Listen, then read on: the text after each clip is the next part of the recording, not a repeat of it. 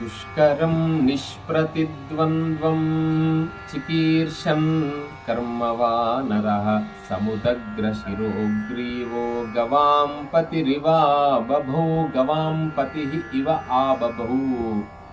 హనుమంతుడు ఎవరు చేయలేనటువంటి దుష్కరం కఠినమైన నిష్ప్రతిద్వంద్వం, హనుమంతుడు ఎవరూ చేయలేనటువంటి అసాధ్యమైనటువంటి కార్యాన్ని ఎదురు లేకుండా చేయుటకు సంకల్పం చేశారు. ఏ విధానంగా? సముదగ్ర శిరోగ్రీవు, అలా శిరస్సును పైకెత్తి కంఠమును చాచి సముదగ్ర శిరోగ్రీవో గవాంపతి.